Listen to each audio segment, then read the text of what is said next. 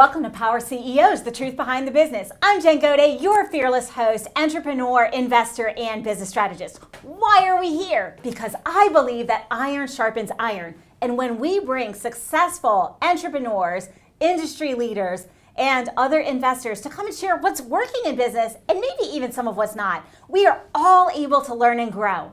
As a result, our businesses grow. And the ripple effect impacts not only ourselves, our teams, and our families, but also our communities and our world. You are in for a treat. I have a very special guest here with me today. Bill Bloom is the money problem solver, and we're going to talk all things personal and business, debt, finance. How do we actually increase our net worth, our assets, and keep ourselves moving forward? Welcome to the studio, Bill. Oh my God, Jen, I'm so happy to be here. This is going to be fun. Talk about money, life, and how do we grow, have a bigger, better future. So it's going to be a great show. Well, you know, our businesses are our best assets as we grow them. And so it's really important that we have a handle, not only professionally, but also personally on our finances. And I want to talk about the big elephant in the room, debt. Debt. We are in the middle of a crisis of debt. Personally, company debts, country debts, debt is stacking up. Talk to me about what's going on. Well, there's such a huge difference between good debt and bad debt. I mean, if you're taking out debt from a business, loan standpoint, real estate, it's good debt. But the consumer debt has hit $17.5 trillion. I mean, there's over $1 trillion of credit card debt here in America.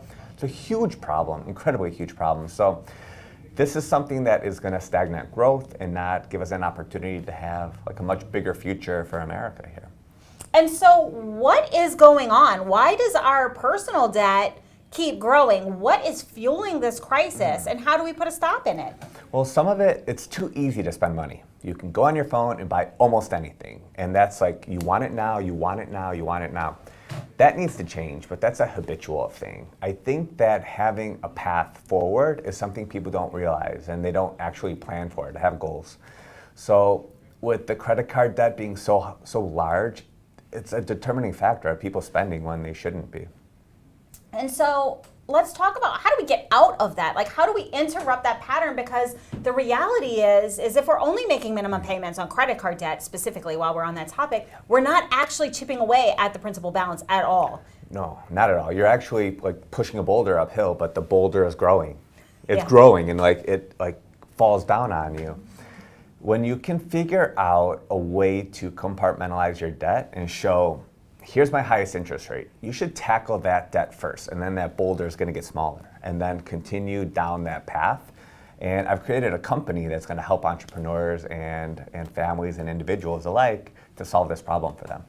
Okay, so let's really dive in here, because I'm an entrepreneur. Yep. I own multiple businesses, and I started from scratch and bootstrapped all of my businesses. And so when we think about this, and we think about we're borrowing money if we have a brick and mortar. Like my first business was in PT, physical therapy, sports medicine. That's a very capital intensive business. So we require capital. Before we even make $1, we're steeped in debt. And then for operating expenses, when it gets tight, what is the first thing we do? We draw on a line of credit, a business line of credit, or if we're within 2 years, we can't get that line of credit. So we draw on either a high interest loan or we draw on a credit card. So as entrepreneurs, we're not just talking about our personal debt, but we're also talking about our business debt. So how do we look at this and start to chip away at that process? Well, your business is like a lemon. You want to get as much juice out of it as possible. And entrepreneurs and business owners alike, what they do is they put too many of their personal expenses inside their business expenses. So they commingle those, and that's always a problem. You want to be keeping your business and then draw a salary off of that and keep that personal and have a balance between the two. And if you can do that, that's what the most successful entrepreneurs do. It's going to help try and keep you out of debt because you have a profitable business that's going to actually pay off those lines of credit and those other forms of debt back. Well, you know, that brings up a very important question, because I've coached hundreds of entrepreneurs over the years, probably thousands at this point in time. And a lot of times they'll come to me and they'll go, my business is just not profitable. I may need to give it up. And when we look at it, and I look at it, they're actually profiting $15,000, $20,000, $30,000 a month. So they have a profitable business. But their personal expenses, maybe if they're profiting 15, it may be 20 or some other number. Like they're spending on the personal side more than what their business is coming in. And their perception is my business is not making money. So talk to me about how important it is for entrepreneurs, especially, to really get a handle on our personal finances and really take a hard look at that as we try to keep these buckets separate. Well, one of the things that I've done for my companies is have structured like income just for our personal family. Like do that to the bare minimum and then use the business income to really grow your team and grow the process, and then you could have an increasingly profitable business much faster that way. You need to reinvest, not buy the toys, not the big cars, the 3 or 4 houses. That's how you lose the game. That's when things go really bad. That's when you are going to be part of that. You want to stay structured and just understand where your business expenses are, because you can't let those get out of line, and don't cross those over into the personal side. And so I'm going to ask you a question, because you work with individuals and families, and you work with entrepreneurs. And when you see this debt crisis and you really drill into it, what are some of the things that are common themes you see when we can't get out of that consumer debt? Ooh. It's their habits. That's the big one. They have a habitual problem. Amazon showing up to their house every day, twice a day, 3 times a day. 5 trucks at one time. Yeah, 5 trucks at one time, just dump it over, yeah. But I think that over the past 15 years of me helping entrepreneurs and individuals and families, is I've seen that people don't know every single month where their money goes. They just don't have a tracking process. I mean, I tell people for 1 week, write down where you spend your money. Just do it for a week, let alone a day. And you're gonna be shocked to see how often and how quickly you spend money, like going get the mocha chocolates, all that $12 stuff at Starbucks. All that stuff adds up, and you have to really understand where your money's going. You know, it's really funny. I've actually used that. One of the biggest things that people say as a coach is, I don't have the money for coaching. And I'm like, really? Well, I see Starbucks on your table. It's a venti. I know that that's at least $7.50. And I see, pick your Whataburger bag up. That's another X amount of dollars. I said, right there, how often do you do that? Well, daily. Yeah, there's your coaching. For lunch and breakfast. And I'm like, okay, so that's beyond coaching. That's your new car. I can find you. I can literally find you in your daily habits, thousands and thousands of dollars, sometimes per month, but definitely per annum. And so you're really true. We don't have an awareness of where our money is going. And it seems like it's not a big deal, but I'm going to take it to energy drinks.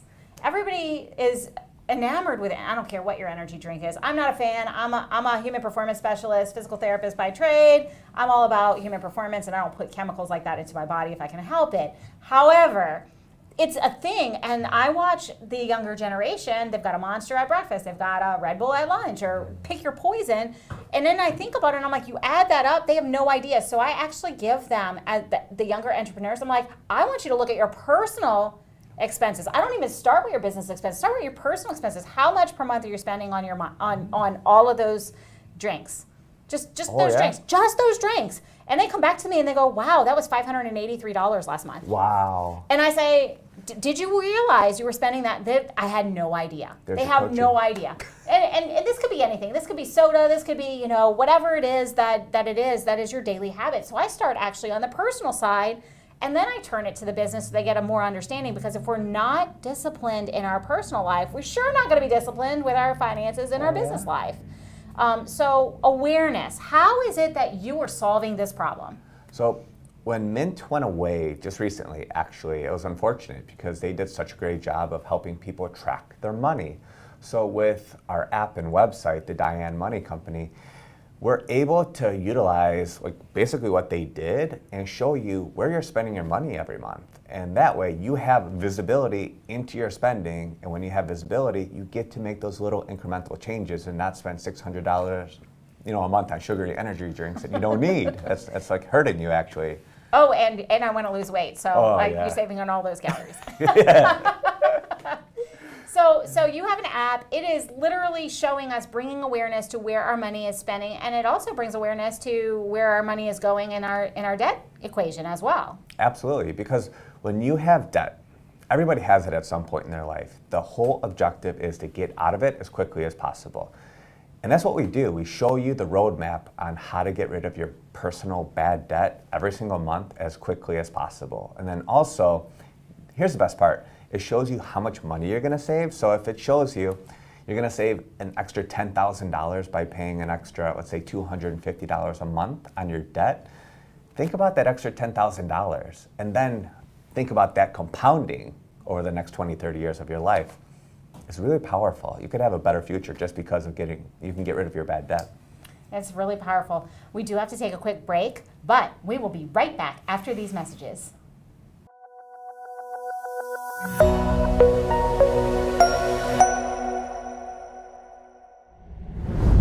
Welcome back to Power CEO's Truth Behind the Business. I'm Jen Gaudet, your fearless host. We are here with Bill Bloom, and we are talking about debt. We are talking about financial freedom. He is our money problem solver. Before the break, we were talking about his revolutionary technology that shows us where's our money spending, where can we put extra dollars in order to decrease our consumer debt, and how do we actually accelerate that process. So Bill, I'm gonna ask you the question that I know everybody's asking and wanting to know, and that's, what was it that drove you to go into this business? Ooh.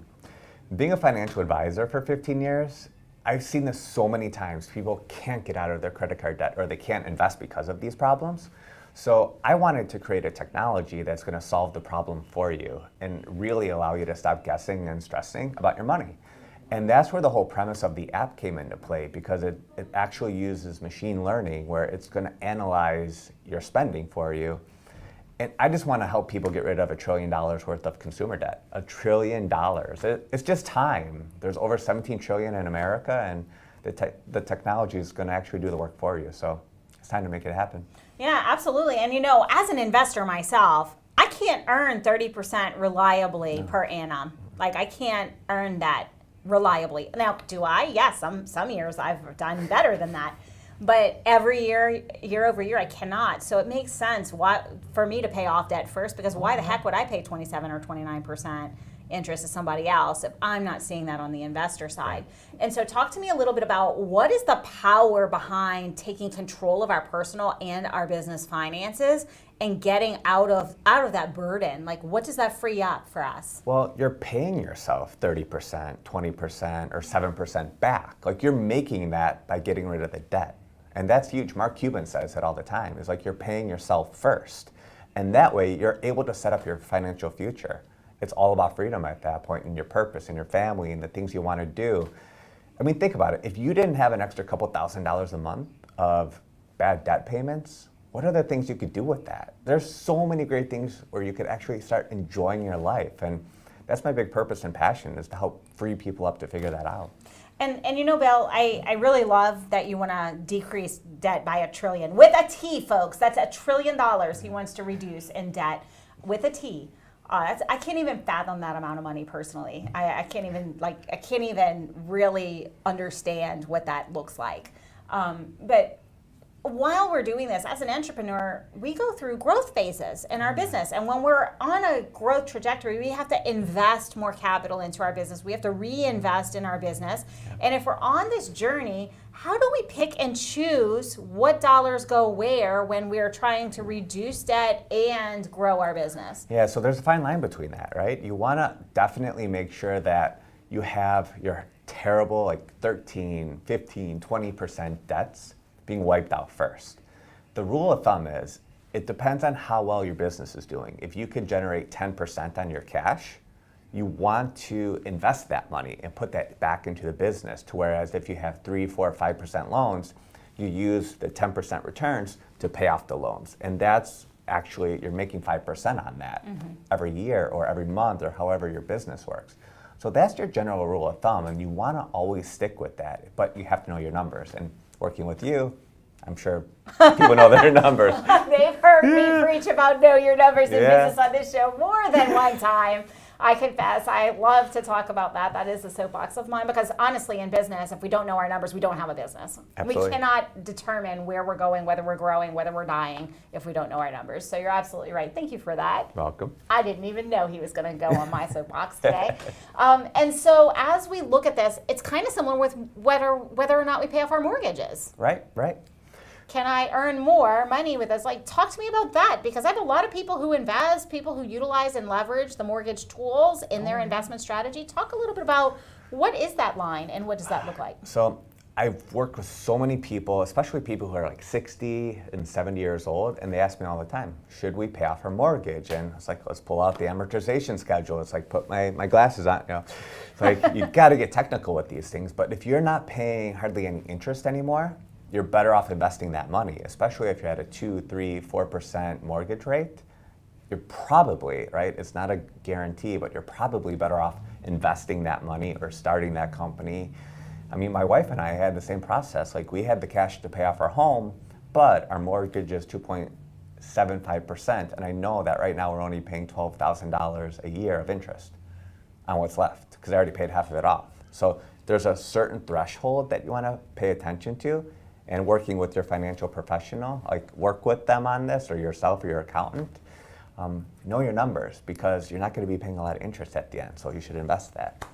Yeah, you know, I love that you brought that up, and I'm going to share. I was raised with a debt-free lifestyle. Yeah. I didn't have a credit card until, just a few years back. Because I was raised, you don't go into debt, you don't go into debt. And I was mortgage-free, and I shifted when I started moving in bigger circles and investing in different ways. And, you know, I have a wonderful coach who told me, why the heck are you keeping all of this money locked up in your house when you could get a 1.9 or a 2 point something percent mortgage rate? So we actually took out, it killed me to do it. Listen, it killed me to take that out, but it made sense, because I'm like, okay, well, I'm only going to be paying like sub 3% interest, but I can make 15, and actually I made, I think, 33% the first year and then 30% the second year. So it's kind of a no-brainer, but for someone who comes from the other side that is allergic to debt, I am allergic to debt.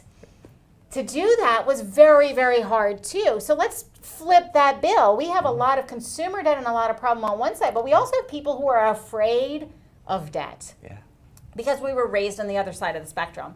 How do we actually come to that happy medium where we're able to leverage the debt in the positive way to grow our business? Because I'll tell you, I've never gotten a loan for my business either. Yay. Never, in no business. Same here, same here. You know, and so except for the very first, which was required. I mean, you know, it was a bricks and mortar clinic. I didn't have a choice. But I did self-capitalize a good part of it. But, you know, I have always self-capitalized everything thereafter, and I'm allergic to debt. And so it's a tool that we need to use in business as entrepreneurs that can help us on the cash flow side of our personal life. Absolutely. How do we shift that and find that happy medium? I think you find your happy medium with the right team, whether that's your financial advisor, your accountant, the people who are able to structure the debt or give you that debt. Those are the people who are going to help you and kind of like wake you up. You know, like, look at your mentor and your coach. It's like, you can make more money doing it this way. My wife and I had the same conversation. So having the right people with the right mindset surrounding debt, not like, oh yeah, go buy the Lamborghini and take out a $600,000 loan. You don't want people like that in your life, right? It's like, you could use your capital in the most effective way, and that's really an important thing to build a team around you to help you, disperse that capital. Yeah, and another thing that's really been enlightening to me along my journey, because I came from the other end, it was hard for me to get a credit card because I didn't want one. I was afraid of it. I was raised that it was evil. So it was a good thing, because it means I didn't go into that, but I actually had debit cards and things, and I had my account frozen because my number was stolen when I was traveling in Mexico. Oh, no. So I had no access to my money. Fortunately, I had already prepaid for an all-inclusive, so everything was paid for, and I wasn't in big trouble, but I had to immediately come and open a credit card. Wow. And it was hard for me, but you can have credit cards and utilize them in a positive way. Totally. I know people who jump from 0% to 0% to 0% credit cards. It doesn't work, because your habits are still there. You think, oh, it's like free money. It's not free money. You're still spending it. Whereas that could be utilized in an income generating, or an income, just getting a return on your money. It just doesn't work. I grew up in a household where my mom had probably 40 different credit cards and juggled things. So I saw it. She actually had to have me hide them from her when I was in high school. Because I'm like, what are you doing? Because my parents were always fighting about money. So I literally had the stack of them on my desk as a daily reminder, like, just don't go into bad debt. Don't buy stupid things. Like, have business goals and go after what you want, but that doesn't mean you just spend everything you have. Right, and it's about knowing where your money goes. So Totally. so I have that. I also didn't have any credit, by the way, because I never had any debt at that point in time. So here I am. I have all this capital, and I had a horrible credit score because I'd never used a loan. Like, I'd never borrowed. And so I had no credit history. So like, I learned to, everything goes on the card and you pay it off every month. And you never have to pay interest that way. Totally. But now I have excellent credit. If and when I do so, get rid of my allergy to debt. But it's about habits once again. It's about knowing, having the awareness, and actually it's not just habits, it's personal accountability and responsibility. Totally. And so we do have to break, but after the break, what I want to do is I want to know, how do we crack the code and shift our habits so that we're able to hit that positive trajectory. Work for you? Let's do it. We'll be right back after these messages.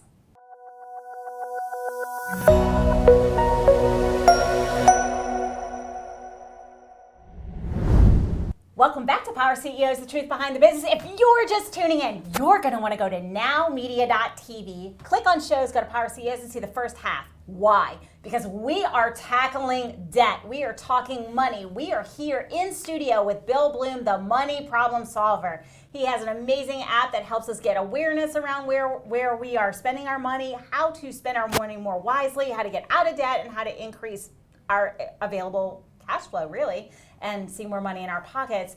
But before the break, we talked about kind of like we're in this cycle. Either we have a lot of debt, or like me, I'm allergic to debt. But there's always good uses and bad uses, and there's always a fine line. So we are going to, as promised, talk to Bill about how do we break the habits? How do we break the cycle? So Bill, give me the 1-step, 2-step, 3-step. If I am in debt, I can't figure out how to get out of it. I maybe pay off a credit card bill, and then 3 months later, I'm right back where I found myself. How do I break the cycle? So you break the cycle by doing a spending freeze.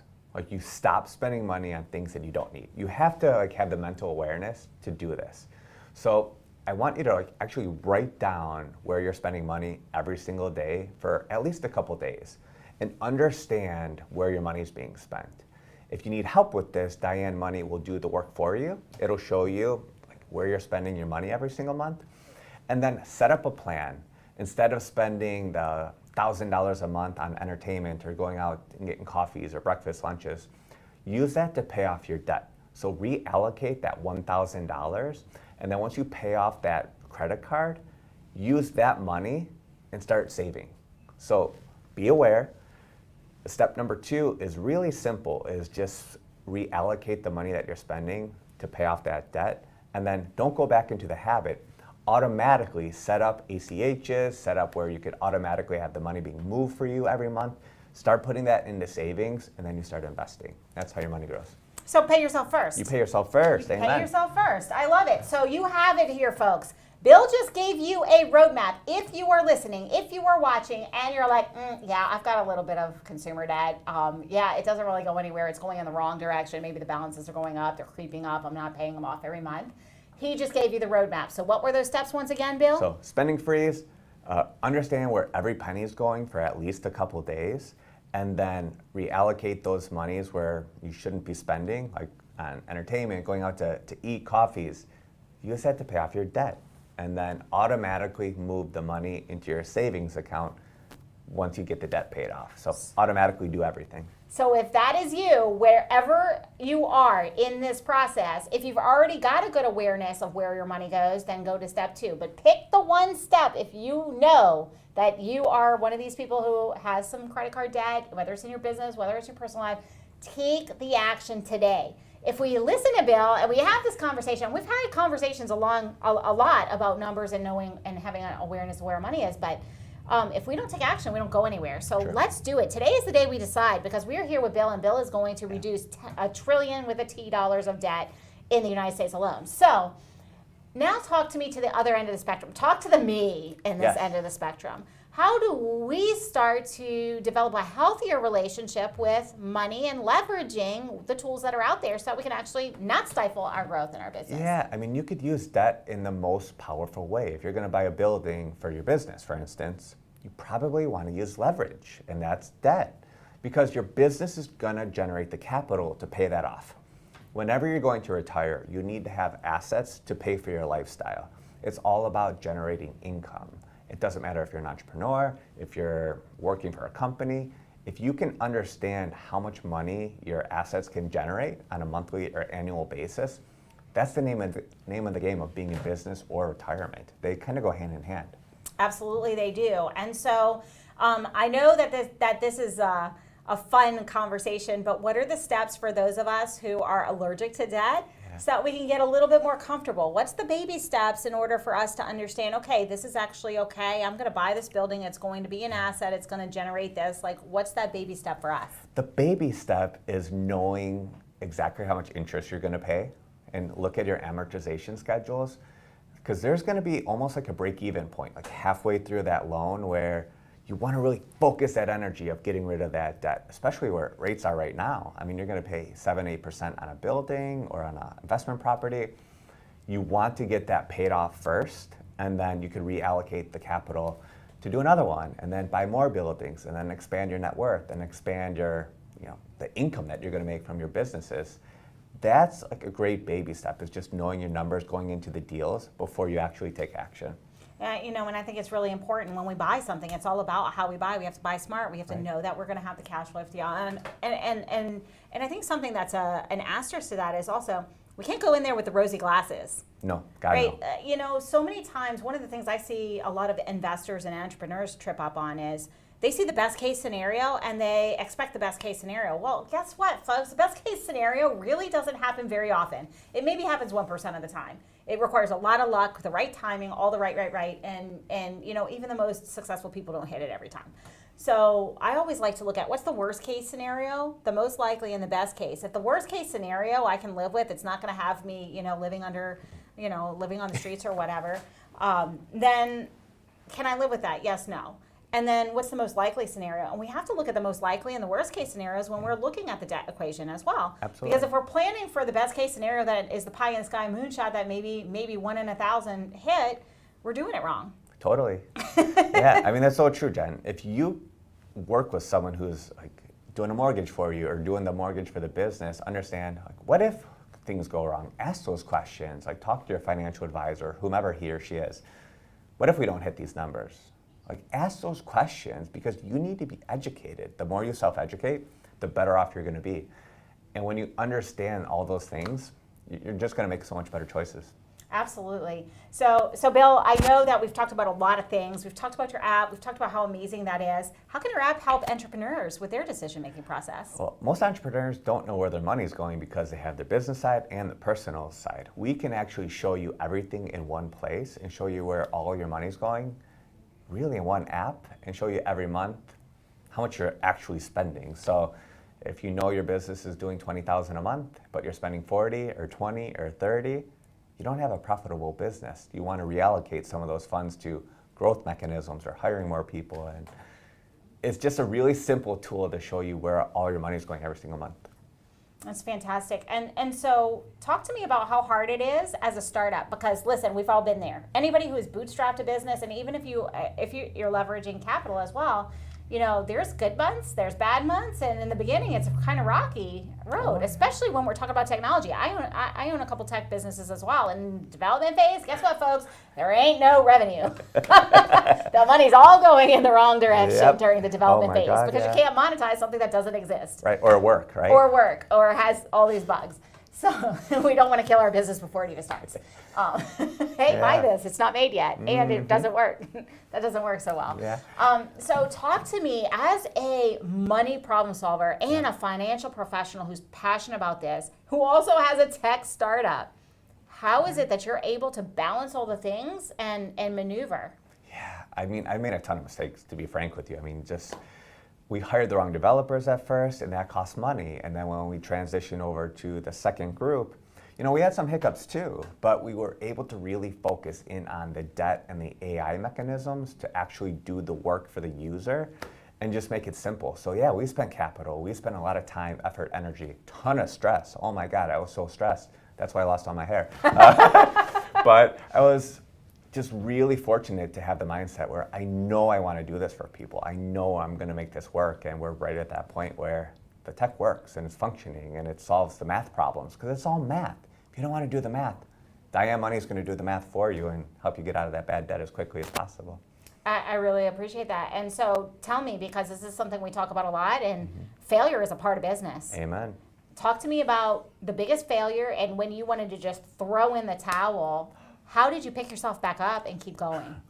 It was doing the first iteration of the app. I mean, I named this after my mom who passed away, so this is an honor to her. I mean, we grew up in a household full of love, but terrible with money. So I wanted to name this after her to show the world, like, you have this now motherly figure to help you with your money, kind of hold your hand throughout the whole entire process. And when the first iteration really failed, it failed because this one developer went rogue. I was so frustrated. I'm like, why am I doing this? But I knew I had a bigger purpose to help people figure this out. And it's finally here. It's like a blessing. It's worth all the struggles. It's really worth it. I feel like everybody should be an entrepreneur for at least 1 year of their life and try it. You're going to learn, you're going to grow, figure out what you like, what you don't like. Find out it might not be for you, or Totally. it is. Yeah. You might be great. Might be a blessing. Yeah, and so the big takeaway that I hear is, in the darkest day, make sure you have that tight purpose. Why am I in business? Why am I solving this problem? What is my driving force?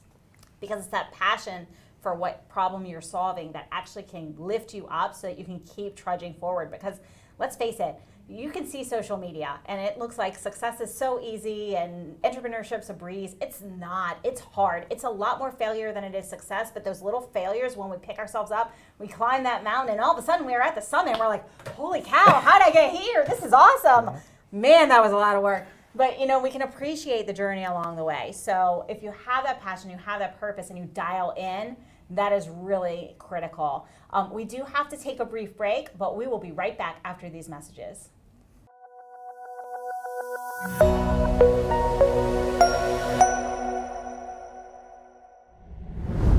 Welcome back to Power CEOs, the truth behind the business. We are here with Bill Bloom.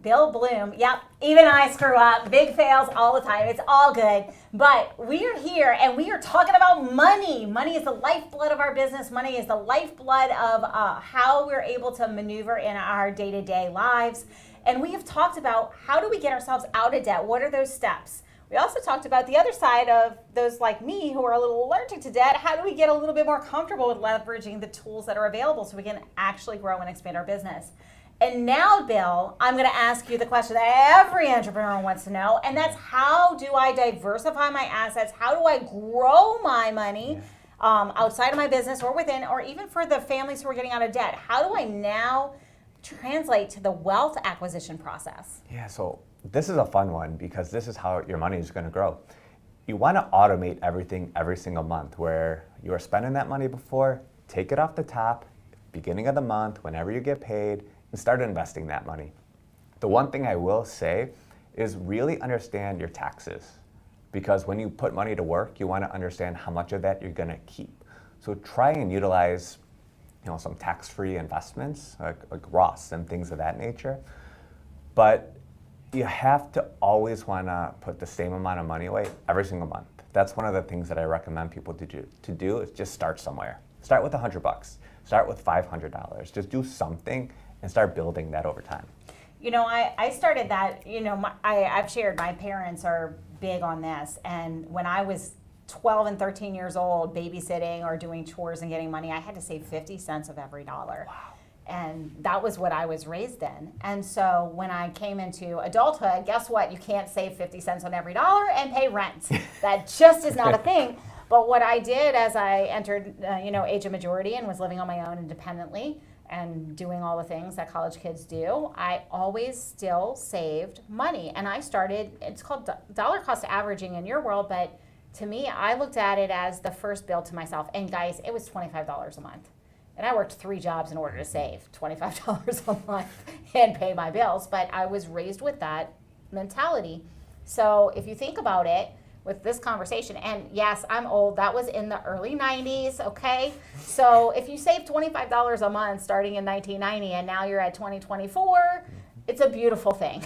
Yeah, it really is. But what happened was I also knew that every time I got a raise, every time I got to the next level, when I had my business and I had a profitability, I increased that, and that I look at as a bill.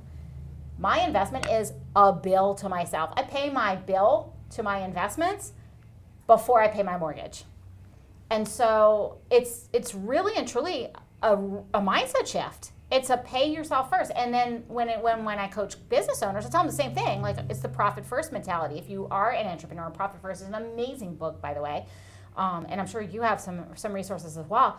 But before anything happens, I put stuff in the profit account, I pay the taxes, I pay the capital expense, and then this is what's left over. And if I don't have stuff left over, then I don't buy the thing. Oh, yeah. And so it's a different mindset. But if you look at your investment and setting aside capital in your business and setting aside profit and tax in your business, you always have the money to pay for what you need, and you've paid yourself first. So I think that's kind of what you're describing on a personal level.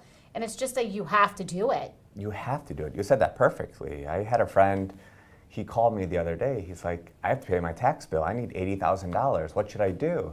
I'm like, well, why weren't you paying this throughout the year? It's because he wasn't automating everything and having all the buckets set up so that he doesn't have to worry about these things. If you could understand, it's so simple. It's literally so simple. If you can just have your money going in the right places every single month and work with your financial professional to do that, it's like on autopilot, essentially. Just keep buying, and you're going to have a great future because of that. Okay, Bill. So what is it that if you were to give a resource today and you were to say, listen, this has been a heavy conversation. People don't like to talk about money. People don't like to talk about money. How do you break the barrier to have a money conversation with a financial professional such as yourself or whoever your financial professional is? How do you break down that barrier and get comfortable just having this conversation? I love the book, The Millionaire Next Door. I would read that book first. Start with that, because that goes back to your principle. Don't buy the things. I mean, they may have a 30-year-old car, but they may have $5 million in the bank. And it's because of that. It's a habit thing. So that's where I would start. That's a great book, and just be comfortable with failing, because you're going to figure things out, but it's going to be a struggle at first. You have to be okay with that, and that's sort of the growth mode that you're going to have. And that's the fun part, because then all the habits flip, they change, you start investing more, and life becomes so much different. I love it. The Millionaire Next Door is the book you recommend. Yeah, I drive the wheels off of cars. You know why? It's a depreciating asset. There we go. And the fun fact about that is the car that I drive college kids' car. I bought a Ford Fiesta, one of the first ones that came over here. For those of you who don't know, it's a college kids' car. It's tiny. It got 45 miles to the gallon in like 2010, and I still own it. Nice. And it's worth what I paid for it when I bought it. Oh my God. Do you know why? Why? Because cars have gotten so expensive. So I'm like, okay, I guess I'm going to sell it because I just drove a free car for 12 years. But I drove the car for 12 years. That's amazing. And you got so much money out of that, and your money worked in other places because it was invested, because you paid yourself from a bill standpoint. You have that bill every month. That's the way to do it. It's brilliant. Yeah. Someone wise once told me, if you can afford to buy a luxury car, I don't know, Aston Martin, whatever. Mm-hmm. If you can afford to buy something like that, buy a Toyota or a Honda, buy an economy car. If you can afford a Lamborghini, buy the Lexus or the Infiniti or the Audi, right? Mm-hmm. Always buy less. And the same thing with houses. If I remember when I moved here, we were looking at houses in a price point, and we were like, we want, call it 450-ish is what we were looking for. And this is ages ago. And the realtors were like, but you can afford so much more. Mm-hmm. Well, if I bought to what I could afford, I now am house poor. Correct. I don't want a $10,000 a month mortgage. I want my mortgage to be non-existent. And so if we just shift our thinking, if we can afford it and it is a luxury item, take 3 days to think about it. If you still want it 3 days later, then buy it. Absolutely. That's a good one. And if it's something that's going to make you better, if it's an investment in your education, if it's coaching, if it's investing financially, do it immediately. And so I have practiced that. Ask me how many times I've bought that luxury item. I'm going to get 0. 0, because it's an emotional buy. We're like, oh, I want this thing. So, like, it's so easy to shift the habit just by waiting 3 days. I had no idea, but it's pretty interesting. By 3 days, you forgot about it. Yeah. It's like gone out of your It's mind. no longer cool anymore. Yeah, it's not cool. And then you can invest in money and make money. That's exactly right. There So we go. I love it. Pay yourself first. Take the first step. How can people reach out to you? How can they get access to this amazing app that's going to take the stress away and take the thinking out of it? Do the thinking for us. Do the math for us, because everybody knows I don't like the math part. Do the math for us so that we can stay on track with our finances. Yeah, so if you're looking to figure out where your money is going every single month and how to get rid of your bad debt as quickly as possible, go to dianemoney.com, DIANE, money.com. And let us help you. Let's work together as a team, and let's make your life so much easier from a financial perspective. And one last thing, if you could go back to the version of you who just started and give one piece of advice, what would it be? Oh man, invest more money.